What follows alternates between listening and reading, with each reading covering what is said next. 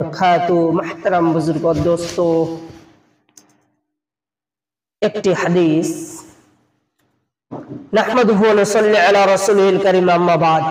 রাসূলুল্লাহ সাল্লাল্লাহু আলাইহি ওয়াসাল্লাম বলেছেন, যে ব্যক্তি সূরাতুল কাহফের প্রথম 10টি আয়াত মুখস্থ করবে সে দাজ্জালের ফিতনা থেকে নিরাপদ থাকবে।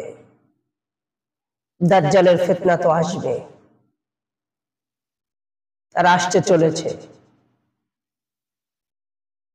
এটা হচ্ছে এই রিওয়ায়াত, মুসলিম শরীফের রিওয়ায়াত। দাজ্জালের ফিতনা বড় ফিতনা। এর থেকে বাঁচার জন্য সূরাতুল কাহফের প্রথম 10টি আয়াত আলহামদুলিল্লাহিল্লাযী আনজালা এখান থেকে শুরু হচ্ছে 15 পারায়। এই 10টি আয়াত মুখস্থ করে নেবেন।